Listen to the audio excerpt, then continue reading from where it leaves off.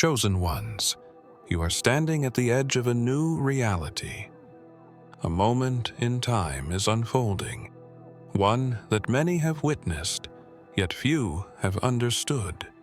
The waters rise as they did on that fateful day, a day that would forever alter the lives of 43 witnesses. They didn't know then, but the truth was calling to them. A divine force whispering through the cracks of this world, guiding their gaze to something beyond the veil.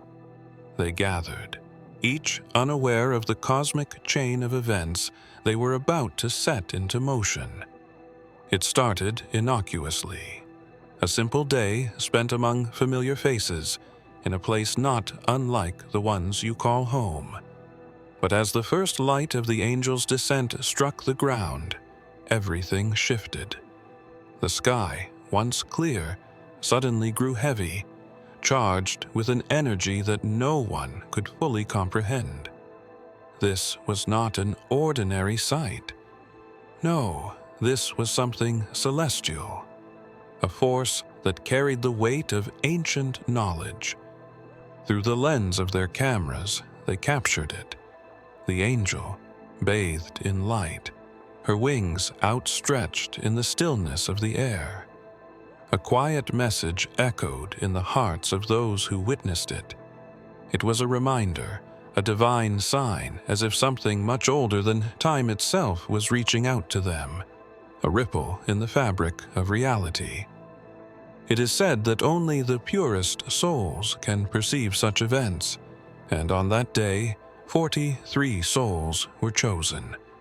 As they looked upon the angel, they were not simply witnessing a celestial being, but were opening themselves to a deeper truth.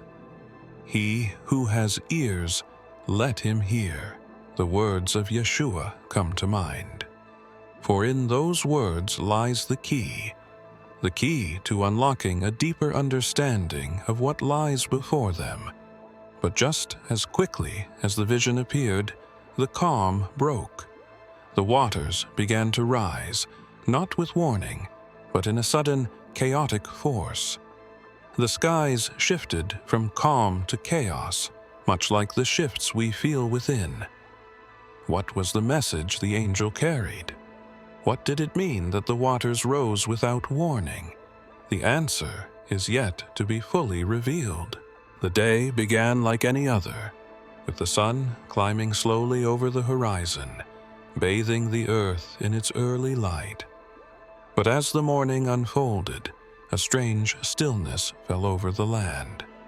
It was subtle at first, a quiet shift in the air, a heaviness that weighed on the hearts of those who would become witnesses to an event that defied explanation.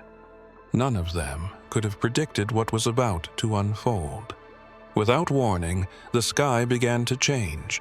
At first, it was just a flicker, a brief, almost imperceptible glimmer of light. Then it grew, a glow that seemed to emanate from the very fabric of the heavens themselves.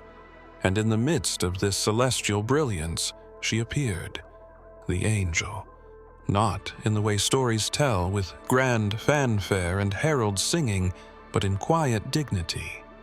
Her presence was felt before it was seen, like a powerful undercurrent moving beneath the surface of reality. Her wings, vast and pure, unfolded with a grace that defied all human understanding. They shone with an ethereal glow, each feather catching the light and sending ripples of energy into the air. There was no sound, no trumpet blast, no booming voice from the heavens. Just the weight of her gaze and the unspoken message she carried. A message meant not for the ears, but for the hearts of those who would see. As the witnesses watched in awe, they found themselves drawn to her, their eyes wide with a mix of fear and wonder. It was as if time itself had paused, holding its breath in the presence of something divine. Their cameras clicked, capturing the moment. but no image could ever convey the depth of what they were experiencing.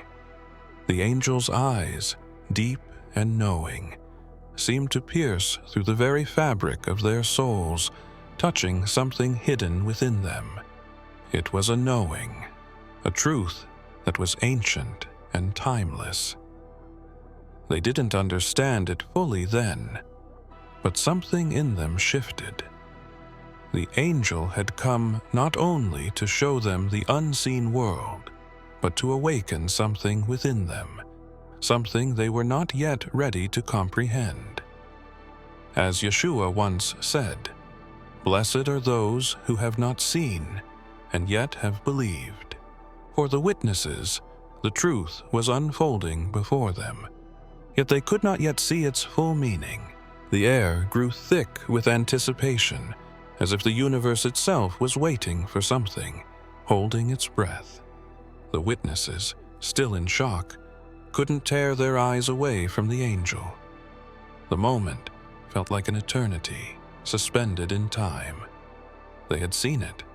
They were part of something profound, but the full weight of its meaning hadn't fully landed. How could it? The impossible had just revealed itself to them, and yet the world around them remained unchanged. Life continued, oblivious to the sacred moment that had passed between the heavens and the earth.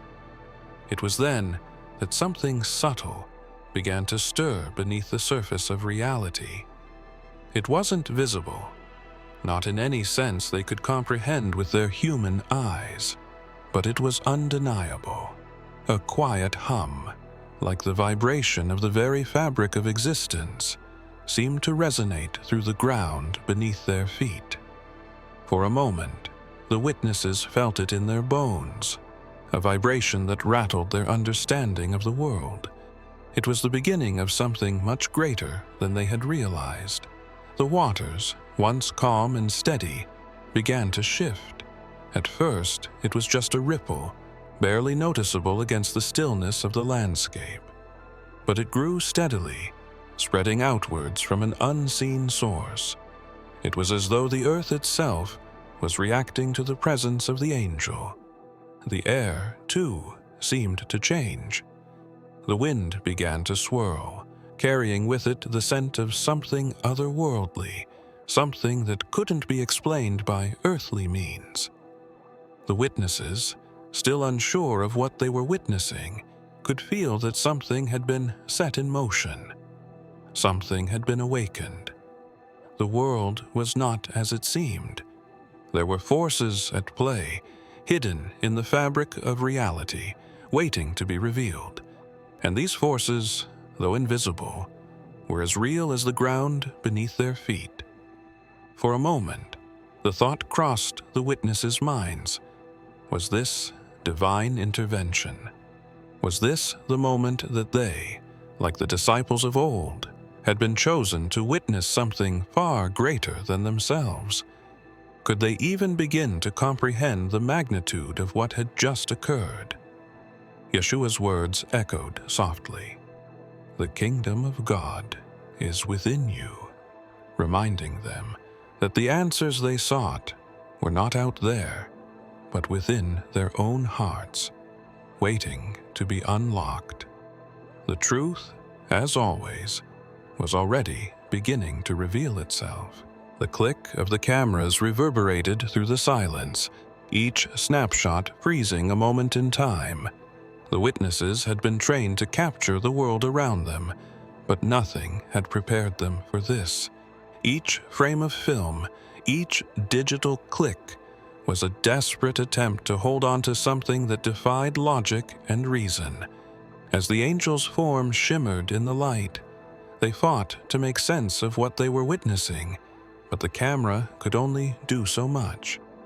It captured the image, but it couldn't capture the sensation, the vibration that hummed in the air, or the weight of the moment pressing down on their spirits.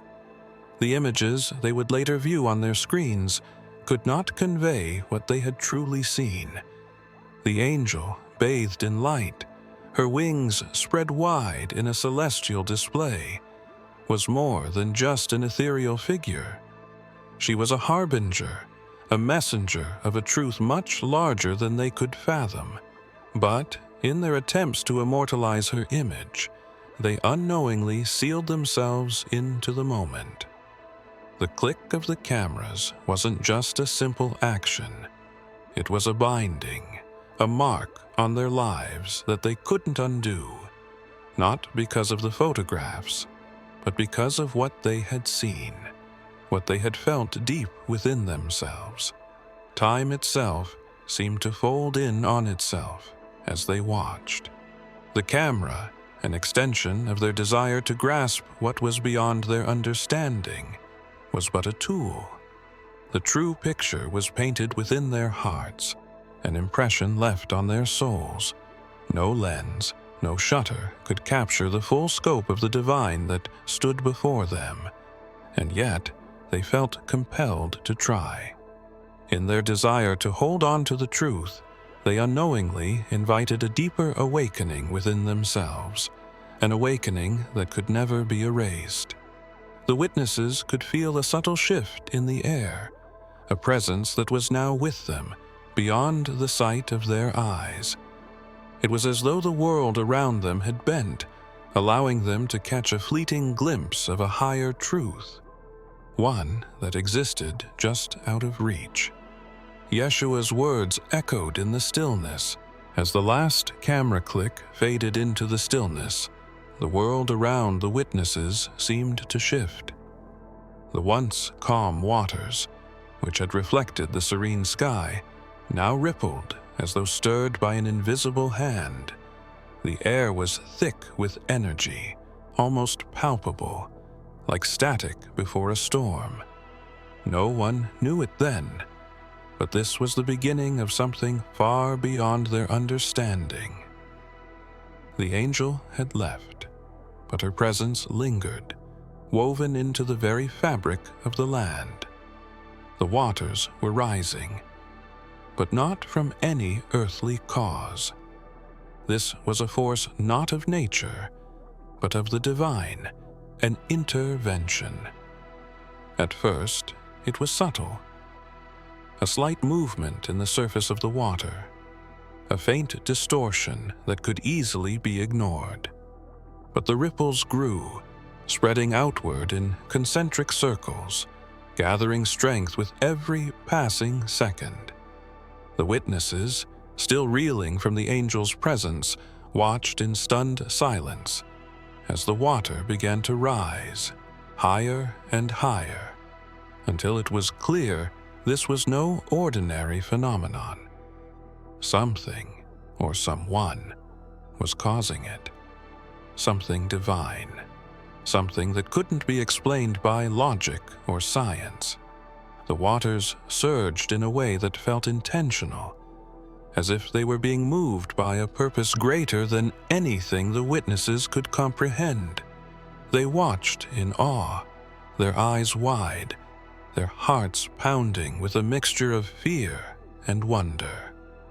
The sky darkened, casting an eerie shadow over the land as the water continued to rise, an unstoppable force.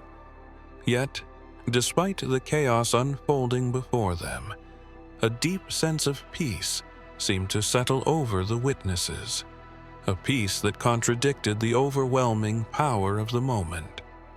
This wasn't a natural event. This was a message, a sign from beyond. And though they couldn't yet grasp its full meaning, the witnesses felt a quiet understanding settle within them. The waters were rising for a reason, as if they were cleansing something, as if they were preparing the earth for something that was about to unfold. Yeshua's words echoed softly in their minds. Blessed are those who hunger and thirst for righteousness, for they will be filled.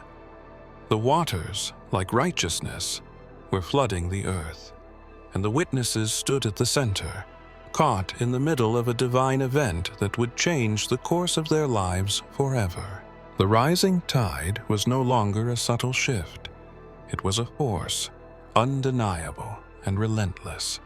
The water, which had begun as a small ripple, now surged forward with the power of a storm, as though the earth itself was breathing, rising with purpose. The witnesses stood at the edge of it all, their eyes wide, their bodies frozen in a mixture of awe and fear. Nothing in their lives had prepared them for what they were seeing. This wasn't a flood, not in the sense they understood it. This was something far more profound, something rooted in the very essence of creation. As the water continued to rise, the ground beneath their feet began to tremble. The earth was shifting, as though the land itself had been disturbed, the natural order upended. A low hum, felt rather than heard, reverberated through the air, vibrating the witnesses to their core. It was a hum that seemed to come from deep within the earth, a sound not of this world, but of something ancient, something primal. The witnesses felt it in their bones, a vibration that resonated within them, stirring something long dormant. The sky above them, once calm and clear, now seemed to pulse with energy. Dark clouds gathered, swirling in a dance of cosmic energy. It was as if the heavens themselves were aligning with the chaos below, responding to the shift in reality. The air was thick with the scent of ozone, an electric charge that heightened the sense of impending change. The waters, now rising rapidly, reached up to meet the sky, as though bridging the gap between earth and heaven. The witnesses were no longer passive observers.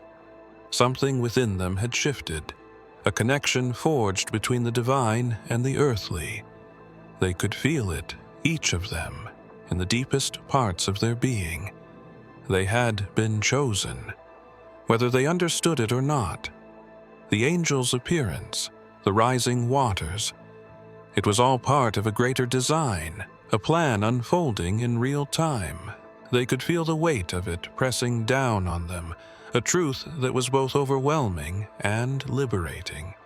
As Yeshua once said, "The kingdom of God is within you." The witnesses were beginning to realize that the event unfolding before them was not just a sign, but a call to awaken something within themselves. They stood at the threshold of a new reality, and the question was no longer whether they were ready, but what they would do with the knowledge they had been given. The rising tide was not just a force of nature, it was a force of revelation. The rising waters seemed to defy time and space, flowing upward with a purposeful rhythm. Yet the witnesses were still caught in the quiet storm of disbelief. No one spoke. Words seemed inadequate for the magnitude of what was unfolding. They were no longer just spectators of the event. They were participants in a divine orchestration that was far beyond their control. The truth, however, was that they had always been part of the plan. In some way, they had been chosen long before the angel's descent, long before the waters began to rise. Each of them felt the shift inside themselves, a pull toward something greater. They were no longer mere humans witnessing a miraculous event. They were vessels of something ancient, something that had stirred deep within their souls. The experience was not just external, but internal, as if the floodwaters were rising within them as well, stirring hidden truths and forgotten memories. They had been called, and they felt it with every heartbeat, with every breath that seemed to be in sync with the rising tide. The witnesses, though standing in silence, were being transformed. The very ground beneath their feet seemed to vibrate with the energy of the moment, a force so potent it was impossible to ignore. The world around them was shifting, yes, but so were they. The water, rising like a tide of destiny, was not just reshaping the physical landscape. It was reshaping their understanding of who they were and what they had always been meant to become. As they stood there, caught between the ancient and the divine, they were reminded of the words of Yeshua, "You are the light of the world." The words echoed in their minds as the water surged, as though confirming that the light within them was awakening. They were not powerless. They were not passive observers. They were the chosen, the ones who had been called to witness this transformation. And through their witnessing, they were part of the transformation itself. The rising waters continued to pulse and swell, their rhythm no longer just a physical occurrence, but a metaphysical force reverberating through the very fabric of reality. The witnesses stood at the epicenter, trapped between what they had known and what was unfolding before them. Their minds, once tethered to the material world, now felt the tug of something far more ancient, something that could not be seen with the eyes, but could be felt deep within the core of their beings. The waters had become a bridge, a ripple through dimensions that stretched beyond the visible world into realms unknown. There was an undeniable shift in the atmosphere, as though time itself was bending, distorting. The once clear sky now held an unfamiliar depth, as if it stretched further than it ever had, revealing layers of reality that had remained hidden for eons. The witnesses could feel it, a presence that stretched beyond the physical world and into something far more vast, something ancient. It was as though the veil between dimensions had thinned, and they were now standing at the crossroads of two worlds, the earthly realm and the realm of the divine. As they looked at the waters, they no longer saw just rising tides. They saw the very flow of creation itself, an endless cycle that connected all things. The water was not merely a natural element, it was a conduit, a reflection of something deeper, the pulse of the universe itself. Each wave that crashed against the shore seemed to carry with it echoes of ancient truths, whispering to them of a time long past, a time when they too were part of a much grander design. They could feel the connection, the pull to something beyond their understanding, yet something that seemed strangely familiar, as if they had always known it deep within their souls. The words of Yeshua came to them in that moment. The kingdom of God is like a seed. It is hidden, but it grows. They began to understand, even if only on a subconscious level, that what was unfolding before them was part of a greater plan, one that had been set into motion long before they were born. The ripple through dimensions was not just a visual phenomenon, it was a spiritual awakening. They had been called to witness this, not as passive observers, but as active participants in the unfolding truth. The witnesses stood in a moment of awe, yet there was a deep uncertainty in the air. The waters had risen, the skies had shifted, and the very ground beneath their feet trembled with an unspoken force. But still, something remained elusive. The angel had come, and they had seen her with their own eyes. Her wings, her light, her presence had been undeniable. But what was her purpose? Why had she chosen this moment to reveal herself? Why were they the ones to witness her divine descent? As they searched for answers, a deeper understanding began to stir within them. The angel was not merely a messenger, but a harbinger of a change that transcended the boundaries of this world. She had come to show them something beyond what could be perceived with the eyes, a truth that was woven into the very fabric of existence. The witnesses had felt the presence of something ancient and eternal, but now they began to understand that the angel was not just a sign. She was a guide, leading them through the veils of reality. It was then that they realized the angel's presence was not meant to be fully understood in that moment. Her purpose was not to provide all the answers, but to spark the awakening of a deeper knowing within them. The true purpose of her visit was to remind them of something they had long forgotten, their connection to the divine. She had come to show them that there was more to the universe than they had been taught, more than the physical world could offer. She had come to open their hearts to the unseen forces that were always at work, weaving the threads of creation together. The words of Yeshua echoed in their minds. The kingdom of God is within you. They understood now that the angel's purpose was not to lead them to some external realm, but to guide them inward, to awaken the divine spark within each of them. The rising waters, the angel's descent, the shifting skies, they were all part of a larger design, a design that had always been within them, waiting to be remembered. The waters, once fierce and unrelenting, began to slowly recede, retreating back into the earth from which they had risen. It was as though the very land was sighing in relief, the chaos calming into a quiet stillness. The witnesses, still shaken and altered by what they had experienced, watched in silence as the water pulled back, leaving behind an eerie calm. The air no longer crackled with the same electric tension, but it was thick with something else, a presence that lingered, a memory that would not fade.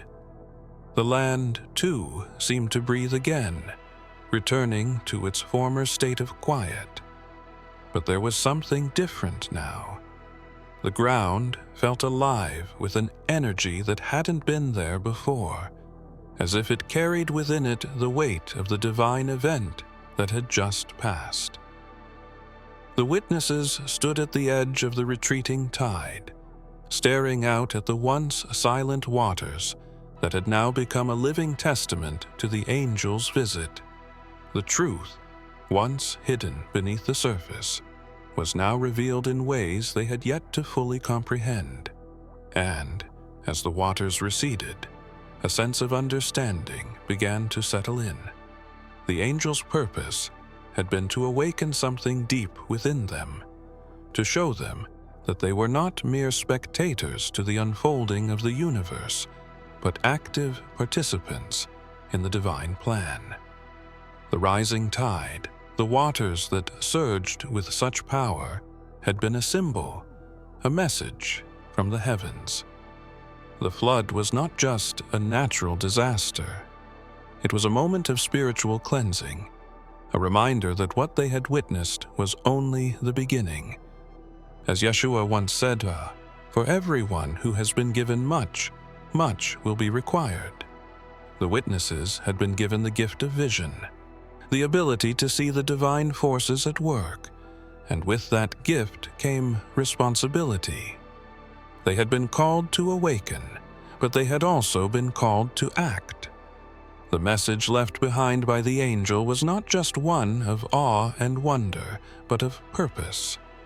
The waters may have receded, but the truth would continue to ripple through their lives, demanding that they rise to meet the call. The witnesses stood in the silence that followed the retreating waters, the air heavy with a sense of expectation. They had seen the angel, felt the power of the rising tide, and witnessed the transformation of the world around them. Yet, there was still a lingering uncertainty in their hearts. The full depth of what had occurred was beyond their understanding, and the true meaning of the events was still unfolding, like a story half told. The waters had receded, but the energy of the moment remained, crackling in the air, as though waiting for something more to happen.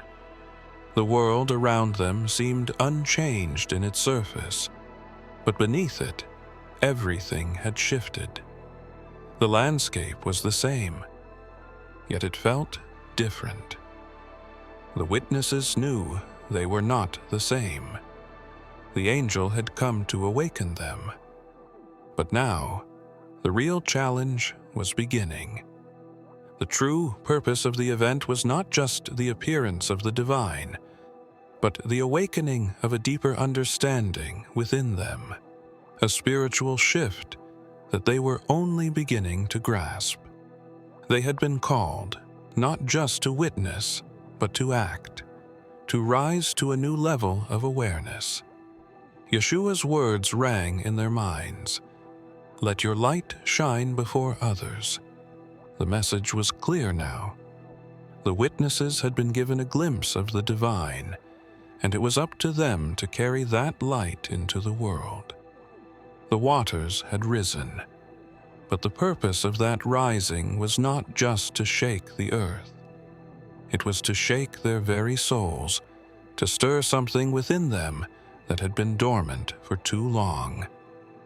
They had been chosen, but the real work was only just beginning. As they stood there, on the edge of the retreating tide, the witnesses understood that they were being prepared for something greater, something that lay beyond the visible world. The unseen forces at play were not simply celestial beings or the rising waters. They were within them, awakening a divine potential that had always been there, waiting to be realized. The world was shifting, and so were they. But how far would they go in embracing the truth? How would they respond to the call that had been issued to them? The answers were still to come, but one thing was certain. They were no longer the same. The unseen forces had begun their work, and the shift was already in motion. If you have come this far, it is crucial that you watch this next video here. But be warned, it is not for the faint of heart, for only the true chosen ones can handle this video. If you would like to also donate to help keep the channel going, our Buy Me a Coffee link will be in the description.